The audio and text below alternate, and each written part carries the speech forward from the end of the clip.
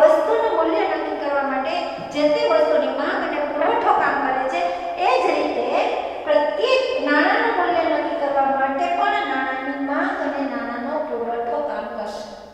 આ નાણાંની માંગ અને નાણાંના પુરવઠામાં ફેરફાર થાય ત્યારે ભાવ સપાટીમાં ફેરફાર થાય અને ભાવ સપાટીમાં ફેરફાર થાય એટલે નાણાંના મૂલ્યમાં ફેરફાર ઉદ્ભવે છે. જે બાબત ઈશારે સમજાવી નાણાંના પરિમાણના સિદ્ધાંતમાં, જે આગળના વિડિયોની અંદર આપણે જોઈએ, આ ઈશારે જે સિદ્ધાંત સમજાવ્યો એને કીધું કે ટૂંકા ગાળાની અંદર નાણાંની માંગ સ્થિર છે, માત્ર નાણાંનો પુરવઠો ફેરફાર થાય છે. એટલે પુરવઠામાં વધારો થાય એટલે ભાવ સપાટી વધે અને ભાવ સપાટી વધે એટલે નાણાંનું મૂલ્ય ઘટે. એનાથી ઉલટું ઈશારે શું કીધું કે જો નાણાંનો પુરવઠો ઘટે તો ભાવ સપાટી ઘટે અને ભાવ સપાટી ઘટે એટલે નાણાંનું મૂલ્ય વધે. અર્થાત નાણાંના પરિમાણ, નાણાંનો જે જથ્થો છે અને નાણાંના મૂલ્ય વચ્ચે વ્યસ્ત સંબંધ ઈશારે બતાવ્યો. એ એના સમીકરણથી આપણે જોઈએ. ઈશારે જે સમીકરણ આપ્યું એ સમીકરણમાં કેટલીક ખામીઓ રહી ગઈ અને આ ખામીઓને દૂર કરવાના ઉદ્દેશ સાથે કેમ્બ્રિજ યુનિવર્સિટીના અર્થશાસ્ત્રીઓ, જે મહાન અર્થશાસ્ત્રીઓ છે, જેવા કે આપણે જોઈએ માર્શલ, પેગો, કેઇન્સ, રોબર્ટસન, આ બધા જ અર્થશાસ્ત્રીઓએ ઈશારના નાણાંના પરિમાણના સિદ્ધાંતની ખામી દૂર કરવાના હેતુથી નવું સમીકરણ આપ્યું અને આ સમીકરણ દ્વારા એ સિદ્ધાંતની ખામીઓ દૂર કરવાના પ્રયાસો કર્યા છે. એટલા માટે આ સિદ્ધાંતને આપણે કેમ્બ્રિજના સમીકરણ તરીકે પણ ઓળખી શકીએ અથવા તો કેમ્બ્રિજના રોકડ ગુણાંકના સિદ્ધાંત તરીકે પણ આપણે એને ઓળખી શકીએ છીએ. કેમ્બ્રિજના રોકડ ગુણાંકનો સિદ્ધાંત અથવા તો કેમ્બ્રિજ સમીકરણ. તો અહીંયા જે સિદ્ધાંત આપવામાં આવ્યો છે એ સિદ્ધાંત પણ આપણા માટે ખૂબ જ મહત્વનો છે. યાદ રાખો, આ સિદ્ધાંત કેમ્બ્રિજ અર્થશાસ્ત્રીએ જે આપેલો છે એ ઈશારના સમીકરણના સુધારાના ઉદ્દેશ સાથે, એટલે જે ક્યાં સુધી બંને સહમત હતા કે નાણાંના મૂલ્યમાં ફેરફાર થવા માટેના જે પરિબળો જવાબદાર છે એ છે ભાવ સપાટી, અને ભાવ સપાટી માટે જવાબદાર પરિબળ છે માંગ અને પુરવઠો. અહીંયા સુધી બંને અર્થશાસ્ત્રીની વિચારધારા એક સરખી છે. હવે બંનેની વિચારધારા જુદી ક્યાંથી પડે છે? તો જુદી પડવા પાછળ એક અર્થશાસ્ત્રી મતલબ ઈશારે એમ માને છે કે નાણાંનું મૂલ્ય ભાવ નક્કી કરવા માટે નાણાંનો પુરવઠો જવાબદાર છે, માંગ ટૂંકા ગાળામાં સ્થિર છે એવું ઈશારે કીધું. જ્યારે કેમ્બ્રિજ અર્થશાસ્ત્રીઓ જે છે એમ કહે છે કે નાણાંનો પુરવઠો સ્થિર છે, નાણાંનો પુરવઠો ટૂંકા ગાળામાં સ્થિર છે પણ નાણાંની માંગ જવાબદાર છે. એટલે બંને અર્થશાસ્ત્રીને કેવું છે, શોધવું છે એક જ નાણાંનું મૂલ્ય, પણ બંને રસ્તા અલગ અલગ પડી ગયા છે.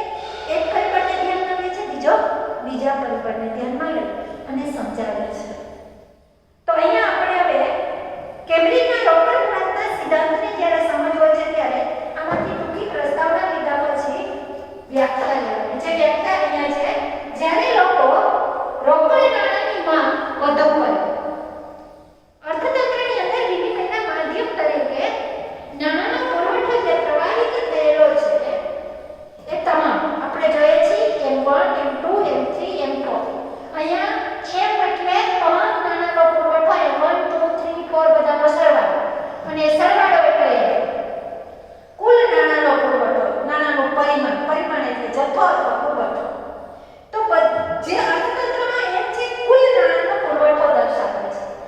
આ જે નાણાંનો પુરવઠો છે એ પુરવઠો કેવી રીતે? એમ કહે છે કે જ્યારે લોકો રોકડ નાણાંની માંગ વધુ કરે, આ પુરવઠામાંથી લોકો પોતાની જરૂરિયાત સંતોષવા માટે જે આવક પ્રાપ્ત લોકો પાસે થાય છે એ આવકનો કેટલો હિસ્સો લોકો પોતાની ભવિષ્યની જરૂરિયાત સંતોષવા માટે કે અન્ય ઉદ્દેશ માટે હાથ ઉપર અથવા તો ખર્ચ કરતી નથી, એટલે નાણાંની માંગ કરે છે. જ્યારે રોકડ નાણાંની માંગ લોકો વધારશે, વધુ કરશે ત્યારે વસ્તુની ભાવ સપાટી ઘટે છે. એમ કે છે કે વસ્તુની ભાવ સપાટી ઘટે. શા માટે ઘટે?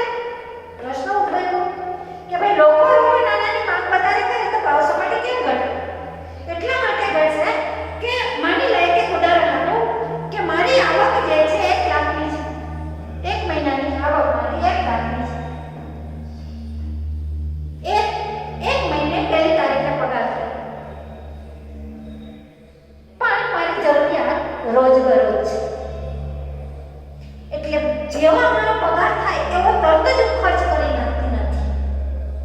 કેટલીક મારી ભવિષ્યની જરૂરિયાતને ધ્યાનમાં રાખીને હું નાણું જે છે ખર્ચ કરવાને બદલે મારી પાસે રાખીશ. મારી પાસે મતલબ કાં તો મારી તિજોરીમાં રાખીશ યા તો બેંકના ખાતામાં રાખીશ. ડિમાન્ડ ડિપોઝિટ પેટે હશે. માની લઈએ કે હું 50,000 રૂપિયા આ રીતે રાખું તો મારી 1 લાખની આવકમાંથી હું 50,000 ખર્ચ કરું છું. બાકીના 50,000 છે એ કોઈ માંગ પેદા કરતું નથી. એના કોઈ માંગ પેદા નથી કરતું. એટલે અર્થતંત્રમાં ચીજ વસ્તુઓની માંગ ઘટશે. ચીજ વસ્તુની માંગ ઘટશે એટલે ભાવ સપાટી ઘટશે. એટલે ભાવ સપાટીમાં ઘટાડો થશે. અને ભાવ સપાટી ઘટશે એટલે નાણાંનું મૂલ્ય વધશે. જે આગળ કિસ્સામાં આપો સહમત હતો. અહીંયા પણ એમ કે છે ભાવ સપાટી ઘટે એટલે નાણાંનું મૂલ્યમાં વધારો થાય. તેથી ઉલટું જોઈએ. જ્યારે લોકો રોકડ નાણાંની માંગ ઓછી કરે, માની લે કે લાખમાંથી 50,000 રાખવાને બદલે માત્ર 10,000 જ રાખે છે. બાકી નાણાં હું ખર્ચ કરી નાખું છું અથવા તો જે મારો એસ છે એ એસ ક્યાંય મૂડીરોકાણમાં ગતિશીલ થતું હોય, કાં તો ડાયરેક્ટ થતું હોય તો ઇનડાયરેક્ટ થતું હોય. તો આવી પરિસ્થિતિની અંદર હું રોકડ નાણાંની માંગ હવે 10,000 માત્ર નિષ્ક્રિય નાણું કેટલું માંગ નથી પેદા કરતું 10%. એટલે અર્થતંત્રમાં જે પહેલા 50,000ની માંગ થતી હતી અને 50,000 નાણું માંગ નહોતું કરતું, હવે અહીંયા 10% નાણું માંગી તો 90% નાણું મારી આવક માંગ કરશે. ચીજ વસ્તુઓ એટલે એના પરિણામે અર્થતંત્રમાં ચીજ વસ્તુઓની માંગમાં વધારો થાય.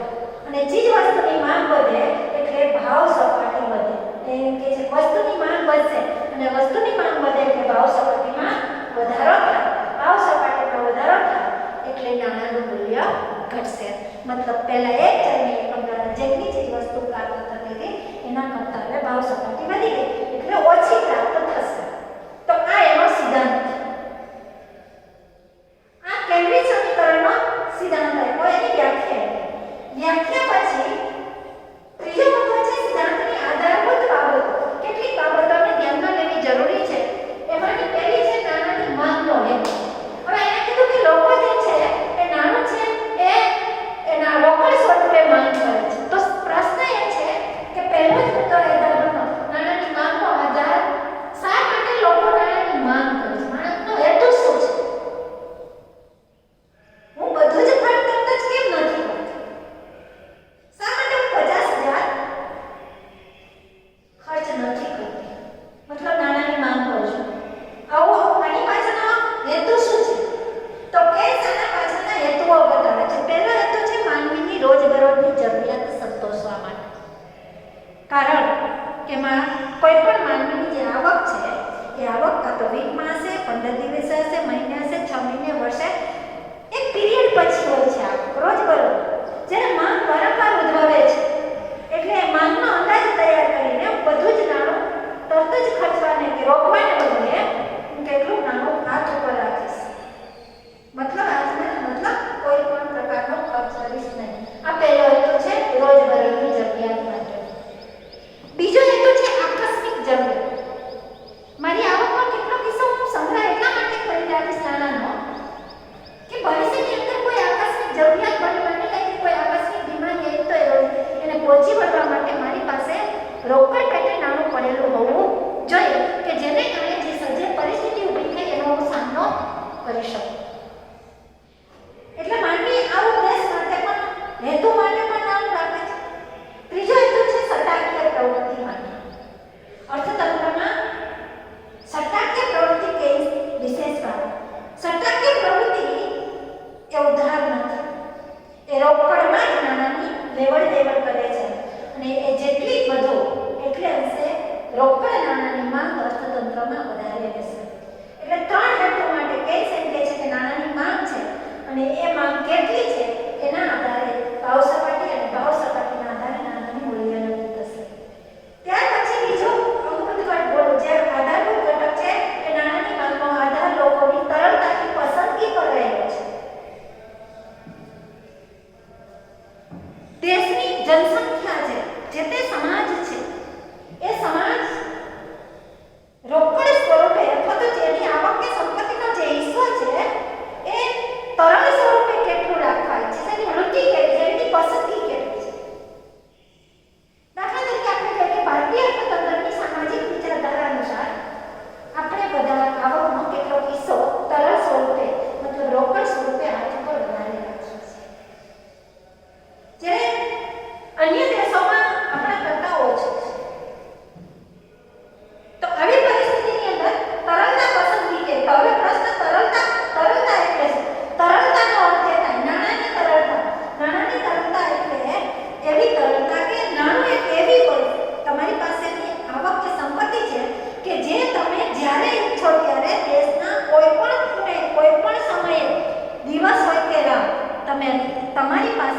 કેટલાય રોકડ પેટે નાણું પડેલું છે એ કોઈ પણ વસ્તુની ખરીદી માટે વાપરી શકો છો, એમાં કોઈ શંકા કરતા નથી.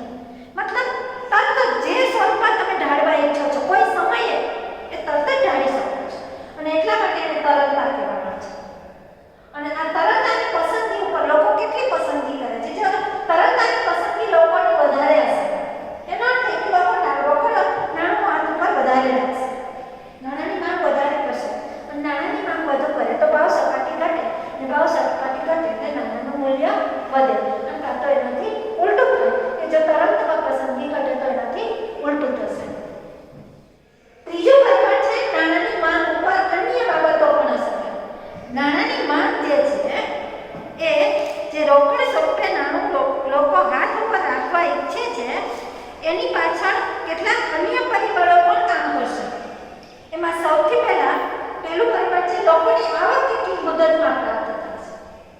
એનો સમયગાળો કેટલો. જો મને 6 મહિના આવક થતી હોય તો સ્વાભાવિક છે કે અત્યારે મારી જેટલી આવક છે એનો મોટો હિસ્સો હું મારા હાથ ઉપર રાખવાનું પસંદ કરીશ. પણ જો મને 15 દિવસે આવક મળતી હોય તો હું ઓછો હિસ્સો રાખીશ, સ્વાભાવિક છે. એટલે પહેલી બાબત એ છે કે આવકનો પીરિયડ કેટલો છે, પ્રાપ્તિનો સમયગાળો કેટલો છે. બીજું છે વસ્તી અને તેની આવકની વહેંચણી. દેશમાં વસ્તીનું પ્રમાણ અને રાષ્ટ્રીય આવકની વહેંચણી જો સમાન રીતે હોય તો સ્વાભાવિક છે કે ગરીબોની હાથમાં એને જરૂરિયાતનો હિસ્સો જરૂરિયાત વધારે હોય છે, એને પાસે બચતનો પ્રશ્ન હોતો નથી. એને એટલી જ આવક મેળવશે કે જેમાંથી એની જરૂરિયાત સંતોષી શકાય. તો મોટો હિસ્સો ખર્ચ કરવાનો છે, બચત કરવાની તો ત્યાં પણ બધું છે. ત્રીજી બાબત છે એ છે વસ્તુની કિંમત કેટલી. અર્થતંત્રમાં વસ્તુની કિંમત કેટલી.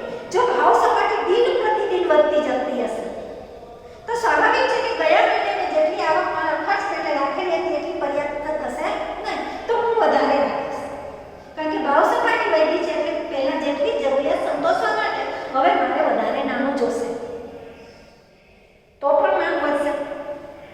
ત્યાર પછી ધંધાનું સ્વરૂપ કેવા પ્રકારનું છે, કેવા નાના સ્વરૂપનું છે, મોટા સ્વરૂપનું છે, કેવું. આ ઉપરાંત ધંધામાં આર્થિક સ્થિતિ કેવી છે, મંદી છે, ફુગાવો છે, એ પરિબળ પણ કામ કરશે.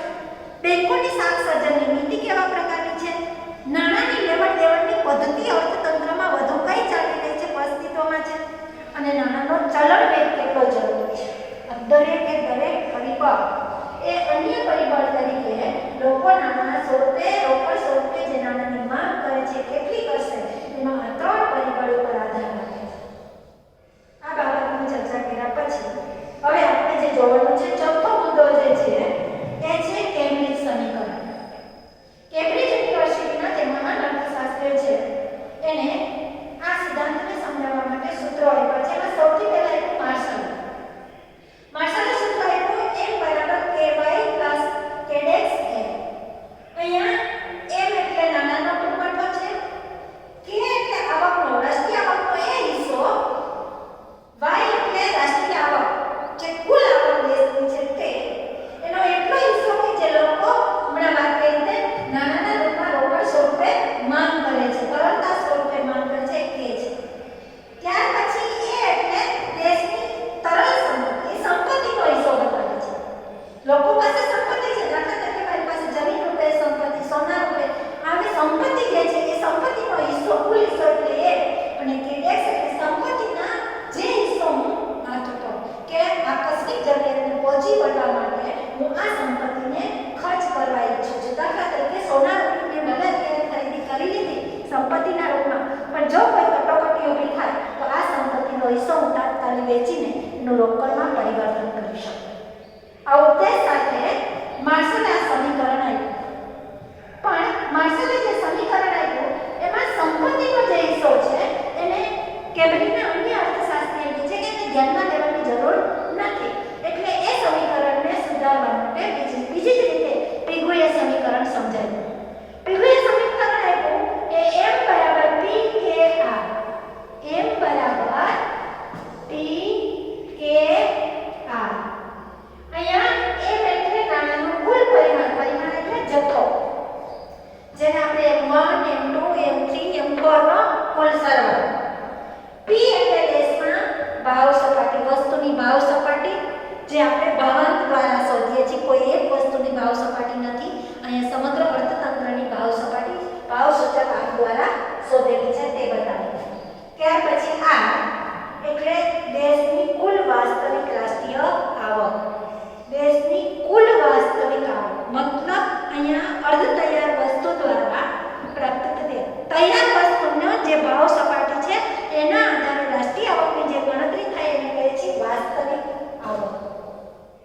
તો એનો કુલ સરવાળો દેશનો બતાવે છે અને કહે છે એ વાસ્તવિક આવકનો તે ભાગ કે જે લોકો રોકડ સ્વરૂપે રાખવા ઈચ્છે છે, જેને આપણે વાત કરી જુદા જુદા ઉદ્દેશ સાથે.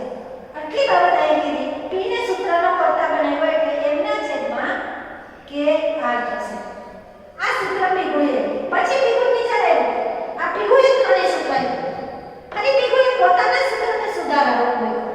એને એમ કીધું મેં બેંકને તો ધ્યાનમાં ન લીધી કારણ કે લોકોની આવકનો કેટલો કિસ્સો બેંકમાં પણ ડિપોઝિટ પેટે છે અથવા તો ડિમાન્ડ ડિપોઝિટમાં છે, તો એને પણ ધ્યાનમાં લેવો જોઈએ. એટલે પીગુએ ફરી પાછું સમીકરણ બીજો આપ્યું.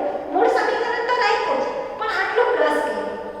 અહીંયા p બરાબર એમના છેદમાં કે આ તો છે પણ આટલું ઉમેર્યું c પ્લસ h કૌંસમાં 1 માઈનસ c. આ જે આપ્યું છે એમાં c શું છે? તો c છે એ રોકડ પૂર્ણાંકનો કાયદેસરનો જે નાણો લાગે.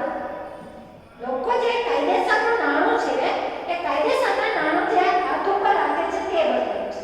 એ જ એટલે બેંકમાં જે ડિમાન્ડ ડિપોઝિટ પેટે રોકડ સ્વરૂપે પડેલું છે, ડિમાન્ડ ડિપોઝિટમાં ખાતામાં પડેલું છે તે. અને 1 માઈનસ c જે છે એ બેંકમાં જુદા જુદા થાપણના રૂપમાં અથવા તો કાયદેસર દ્રષ્ટિએ બેંકને કેટલીક ડિપોઝિટ અનામત પેટે રાખવી પડતી હોય તો એ બતાવે છે 1 માઈનસ c. આટલી બાબત આ સૂત્રમાં પણ આ શોધવું એનો અંદાજ કાઢવો એ બધું જ ને કારણે આ સમીકરણ ગૂંચવણ ભરેલો ઊભો થાય છે. એટલે ફરી પાછું વિસરે કીધું કે આપણે આને કાઢી નાખીએ, એને ધ્યાનમાં લેવાની બહુ જરૂર નથી. મુખ્ય બાબત આપણી આ છે. એટલે પીગુએ ફરી સુધારા રૂપી ત્રીજું સૂત્ર આપ્યું જે મૂળ સૂત્ર હતું એને સ્વીકાર કર્યો. કયો? p બરાબર એમના છેદમાં kr. p બરાબર ભાવ સપાટી, m બરાબર નાણાંનું કુલ પરિમાણ, k એટલે રોકડ સ્વરૂપે લોકો હાથ ઉપર રાખે છે તે, અને r એટલે રાષ્ટ્રીય આવક, કુલ રાષ્ટ્રીય આવકનું સૂચન કરે છે. અહીંયા સુધી કર્યા પછી હવે આપણે એને ગાણિતિક રૂપ આપવાનું છે જે આપણે હવે જોઈએ. હું કાઢી નાખું. હવે જે સૂત્ર છે એ સૂત્રની અંદર કિંમત મૂકવાની છે. આગળનું જે સૂત્ર છેલ્લું સૂત્ર જે પીગુએ આપ્યું એ પીગુના આ સમીકરણની અંદર કિંમત મૂકી અને આપણે શોધવાનું છે. તો કિંમત મૂકીને જ્યારે શોધશું ત્યારે પહેલી બાબત બતાવી છે p આપણે શું કરવાનું છે? શોધવાનું છે. ભાવ સપાટી આપણે શોધવાનું છે. ભાવ સપાટીના આધારે જ નાણાંનું મૂલ્ય પ્રાપ્ત થશે. એટલે અહીંયા જે છે એ છે આ રાષ્ટ્રીય આવકનો હિસ્સો કેટલો છે? તો કે રાષ્ટ્રીય આવકનો હિસ્સો 2400 કરોડનો જે 71 એ છે. કે છે એ બતાવ્યું છે 1/4, મતલબ રાષ્ટ્રીય આવક જે છે એનો 1/4 ભાગ લોકો ખર્ચ કરતા નથી, એટલે કે રોકડ સ્વરૂપે પસંદ કરે છે જુદા જુદા ઉદ્દેશો માટે. અને ત્યાર પછી એમ છે કુલ નાણાંનો પુરવઠો, અને આ કુલ નાણાંનો પુરવઠો 1200 છે. p આપણે શોધવાનું છે. આવા તમારે ક્વેશ્ચનના આન્સરમાં કિંમત મૂકીને એના દાખલાઓ ગણવાના રહેશે. સૂત્ર બન્યું p બરાબર એમના છેદમાં k. સૂત્રમાં મૂકશું તો શું આવશે? m છે 1200 છેદમાં 1/4 ગુણ્યા r 2400 માટે આપણે જોયા 1200 ગુણ્યા 1/4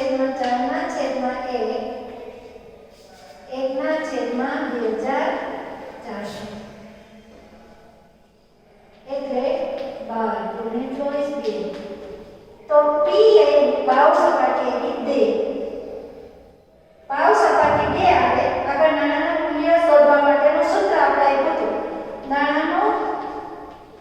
મૂલ્ય શોધવાનું જે સૂત્ર છે એ સૂત્ર છે 1/p.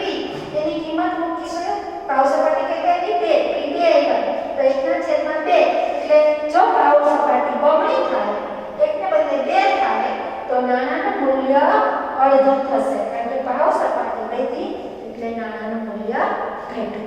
આ રીતે તમારે દાખલા ગણવાના છે, એક વધારાનો એક ઘટાડો. નાણાનો પુરવઠો ટૂંકાગાળામાં બદલાતો નથી.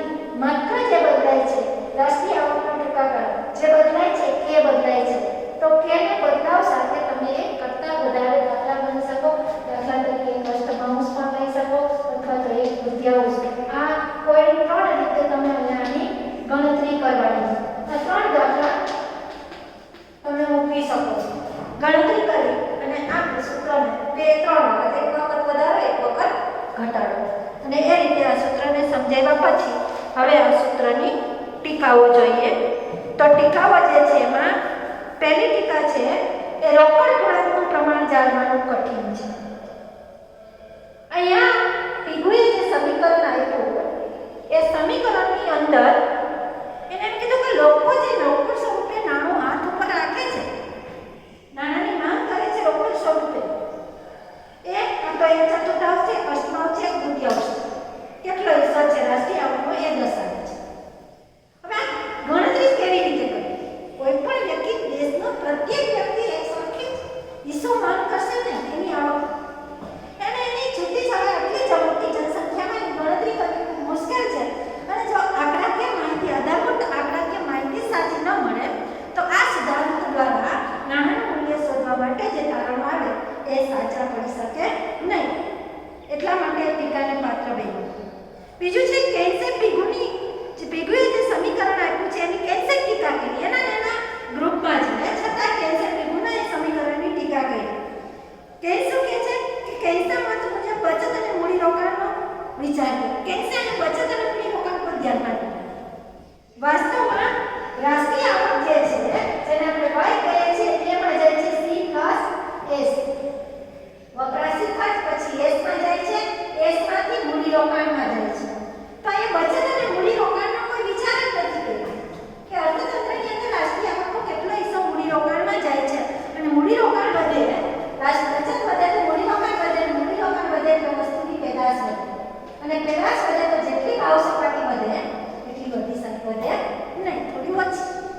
તો એ આખું જે ઘટના ચક્ર છે જે ચાલે છે અર્થતંત્રની અંદર એ બાબત અહીંયા સમજાવી નહીં. એટલા માટે કેન્સે એની ટીકા કરી.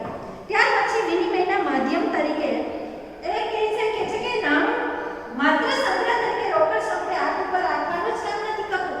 એનું એક કાર્ય જે અગત્યનું છે વિનિમયના માધ્યમનું છે તો એને પણ ઉલ્લેખ કરવો જોઈએ, જે નથી કર્યો માટે ટીકાને પાત્ર છે. ત્યાર પછી સંપત્તિ અને આવક એ એક જ રહે. અહીંયા પીગુએ સંપત્તિ અને આવકનું જે અલગ અલગ ભાષામાં દર્શાવ્યું એને બદલે એમ કીધું કે એક જ છે. વાસ્તવમાં ત્યાં પણ એને ભૂલ કરેલી છે એટલે એ પણ નહીં. અને ભવિષ્યમાં જુદા જુદા ઉદ્દેશો માટે આવકના હિસ્સામાંથી જે માંગ થાય, બચત થાય છે, માંગ થાય છે, ફેરફારો પામે છે એ પરિબળોને પણ અહીંયા ધ્યાનમાં લીધા નથી. એટલા માટે એ ટીકાને પાત્ર બન્યો છે. ત્યાર પછીની ત્રીજી ટીકા છે કેન્સના મત મુજબ બધા જ પ્રકારની નાણાંની માંગ નહીં, પરંતુ સટ્ટાકીય વસ્તુની જે પાછળ જે રોકડ નાણાંની માંગ થાય છે એ જ મહત્વનું. કેન્સ એમ કહે છે કે આકસ્મિક જરૂરિયાત કે રોજબરોજની જે જરૂરિયાત છે એની પાછળ લોકો જે નાણાં હાથ ઉપર રાખે છે, ખર્ચવા પેટે જે રોકડ સ્વરૂપે માંગ કરે છે એમાં બહુ ટૂંકા ગાળાનો ફેરફાર ઉદ્ભવતો નથી. ફેરફાર કરનાર અગત્યનો ફેરફાર છે સટ્ટાકીય પ્રવૃત્તિ. તો એ જ મહત્વનું છે. તો એને ધ્યાનમાં લેવું જરૂરી